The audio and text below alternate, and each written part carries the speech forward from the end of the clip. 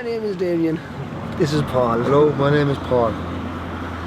Every one of us has had a boat all our lives, whether it be just a canoe or a cot or a gondola.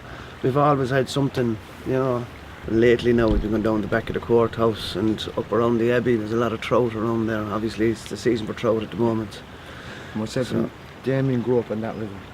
And years ago when we were young fellas, when we were children, we used to go out into the middle of it. We'd have a crappy pair of shoes on us and off we'd go out, just whatever we could pick up. We wouldn't have a fishing rod, we wouldn't have anything. We used to get a pole or anything. We'd go looking for lamprey eels, they're called.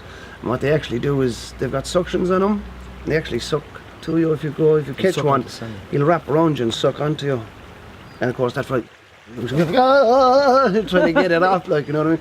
So we'd all be walking up the water like warriors, all going up the wall. And they would go, Lambert! And throw it, and then everyone would just disperse into a group, just legging in all directions, you know? And, well, there ain't no more fish left in the river for some strange reason or another. I blame Crown the Crusher for half of that. The fish don't know whether they're coming or going, and pollution, and just overfished basically. I used to go down the Shannon years ago, a thing called bobbing for eels. And all it was a length of cotton that size, and you put worms up along it. And wrap it around your hand. Then you tie a twine off it, and the handle of a brush, and just dip it down, and the eels would bite onto it. You pull them up, shake them. We used to catch them in crates. They're cotton, they're their teeth. That's how we caught them. That's all gone. You know, there was a thing called eel fries. You can't even get them now. We used to go get thousands of them. They're little baby eels, like, and you'd have thousands of them. You just lift a rock and you just try to scoop them into the thing. There'd be just thousands of them. You don't see them anymore, you know, it's sad. It's one of the best rivers in Ireland. It was one of the best. It's destroyed for fishing. Absolutely.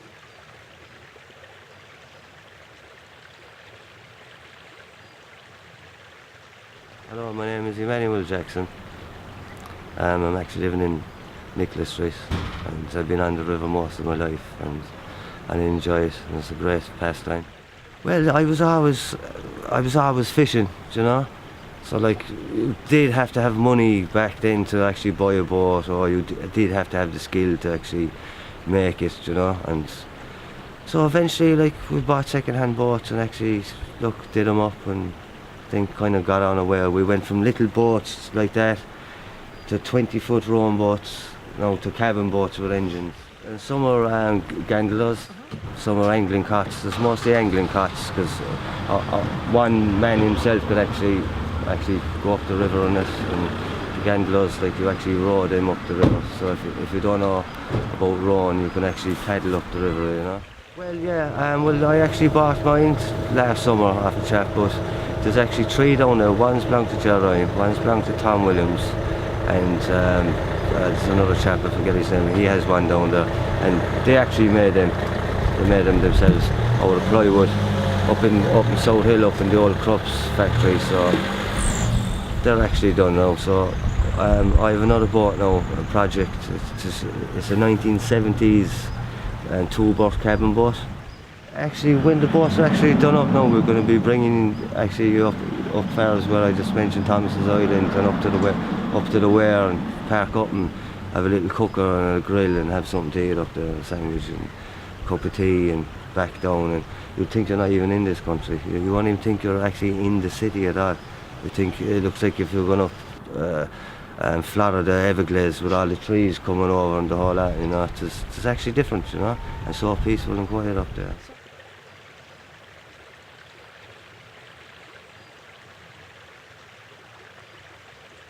Jerry from St Mary's Park. Well, literally, I got involved because all my family were involved in it. My father was a lifeguard in Carby Bats, which was an outdoor swimming pool. My brother was a lifeguard, so we went to swimming as well. A few of my brothers swam competitively. These were the regattas around Limerick every year. You had Abbey, you had Carby, you had Classy, you had Shannon Banks, and then you had Ballyclare Boat Club as well. So it was all different regattas. We had one, and it was a race around the parish.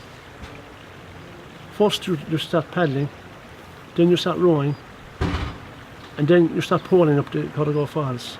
That's my brother Noel, Brother Paul, that's my other brother there. Another brother there. And that's the lad from Toomingate, I can't think of his name. What happened there was we crashed. My two brothers started fighting. But this flag of death levels his pedal. That's actually steering and we're rowing. See, in the Island Cuts there was 3 different races. There was a rowing race, a poling race, and there was a pedal race. It wasn't just the rowing either, there was a lot involved in regattas. There was tug of war, fancy dress. I think my brothers have a few of the photographs of fancy dress, you know, and I think 2 of them dressed up. One of them dressed up as Davy Crockett, and one of my brothers, the other was dressed up as something else, I don't know what he was. But even some of the women dressed up as Zulu warriors.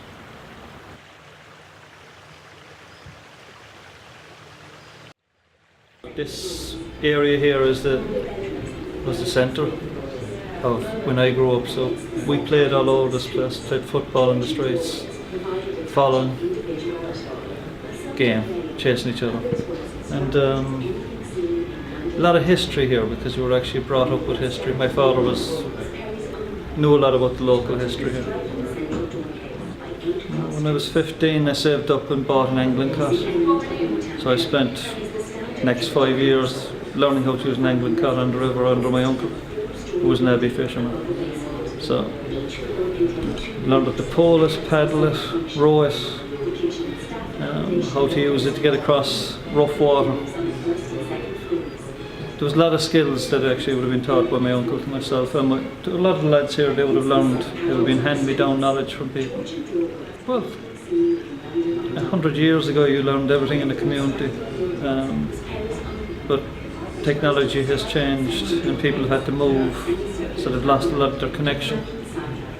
St Mary still has a lot of that connection.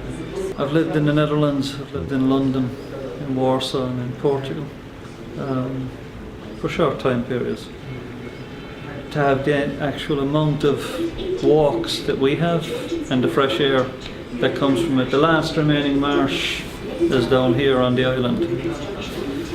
But they talk and they harp on about the rainforest and how much oxygen it gives us. Marshland gives you the same amount of oxygen, and we've got rid of 100 acres of it here, and there's no one screaming about it. But if you lost 100 acres of rainforest, they'd all be complaining about it.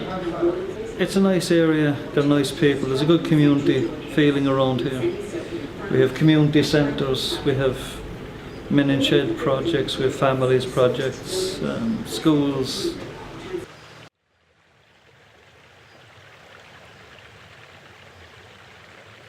No, I live in Nicholas Street, yes, which is only a stone's throw from St Mary's Park, you know, so it's great. Yeah. And it's only, the marina, as you know, is just around the corner from me. So it's quite ideal transport instead of traffic. You go doing your shopping in this down stores. My dad, yeah, he's always a hunter and a fisherman, always brought me out even when I was 6-7 years of age, kind of crack. Yeah. But mainly fishing up in Lough Derg, that kind of thing. We used to live in Dublin, and when I was 7 we used to come down to my uncle who used to live in Killaloe. And so that's where I got my fishing from and all that crack, my dad. And then we moved down here when I was 11. So I've been basically on the river, well, mostly in Killaloe, but once I moved into Limerick when I was about 20 odd, I've been on this river then, you know, and I absolutely love it, absolutely.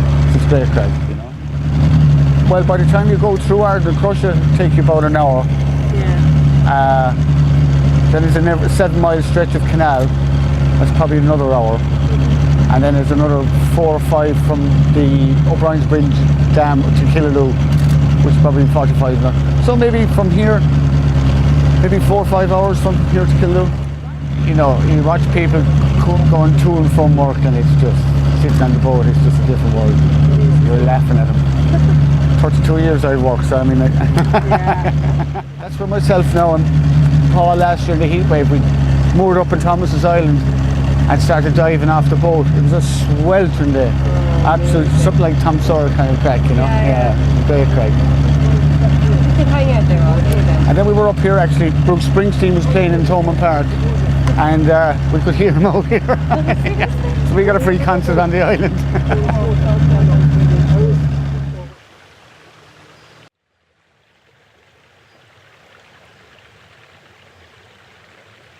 casket was made between 1952 and 1954 in the St. Camillus Hospital. It was made by my aunt Kathleen O'Farrell. In the sand, they called it. It was in St. Camillus's. Anyone with TB got it, they had to go into the sand. They had to stay there they wouldn't let you out. She was born 1929, she died 1925. And I rarely remember her because I was only 9 years old when she died. It's just that my aunt kept them, because my grandaunt, she reared the girl from 2 years of age. Her mother died, so that's how. They're sort of the more sentimental value than the... They used to put trinkets and everything into it. You know, motor cars, anything, keys, everything. They just made them because they used to make a lot of them because they had time in their hands. They had no television that time. All you had was radio, and they wouldn't be left out. I'd say it was in the 50s. It was black and white originally, and I think my grandaunt got it done in colour. So that's up on the wall since I can remember. At home even, I have it up in my own house at home. There's up in I have another girl as well. She died as well. The two of them were only 25 years of age. She was married to my uncle. The houses were damp. You can't say they weren't. Then you had big families.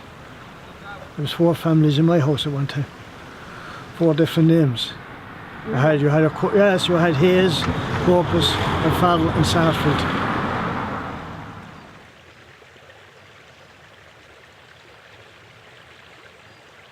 Tom Williams from St Mary's Park. This is my father, Tom Williams. I have nobody can. But that's his National Identity Travel Pass, 1949. It was in the Second World War, and imagine he needed it to go from back. It'd be like a passport, wouldn't it? Some people adopted him down here, sort of. I don't know. Second World War, people came back from the war. They all lived together for they were only 1920, 21. So I think there was no work that he went after England. He was that was 1945. He was born 1924, so he was through the war, and he was out of the war by the time he was 21. He was in Palestine after the war. He was a military policeman, an MP. So I said, he used to be telling us about the war, but sure, how would I say, he was fond of the drink, and the rest of them wouldn't be. My brother would be upstairs, my sister's been in bed, and I'd be listening to him, and he would tell me about being on D-Day, where he was in Normandy and all that stuff. But when you're kids, you don't listen to it, but now you love to listen to it. There's his medals, pictures. There's another one. There's another medal missing. He's all to listen. There was families down here, the mothers and fathers. They said they would have been all the same age, and they were in the RAF and all that kind of stuff. So a lot of people down here that was in the Second World War, but I would just say they didn't want to know.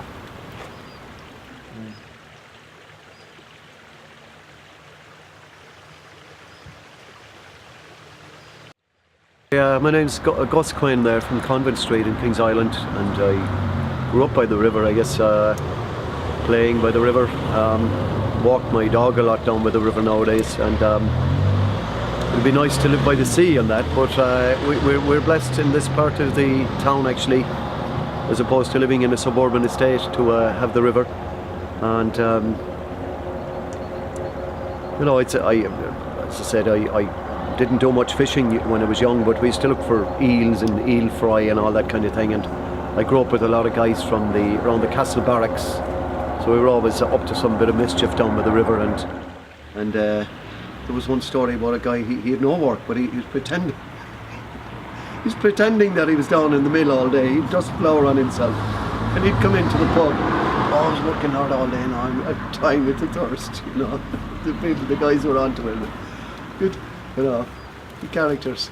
And there were big, strong guys with these donkey jackets. They were a woolen jacket with a pad on the back that, you know, if it rained.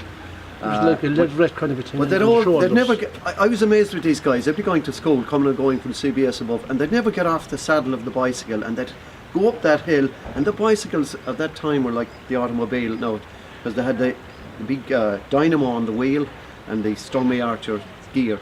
But as someone said to me, my missus, she said, why didn't they have a canteen in the factory, in the plant? Like, I mean, you know, and so they wouldn't have to be coming home for their dinners, you know. And the woman at home then, of course, would have had to go to town, buy the chops or the meat, you know. There was a lot of bacon and like offal backbones and all those, you know, skirts and kidneys, all those kind of things.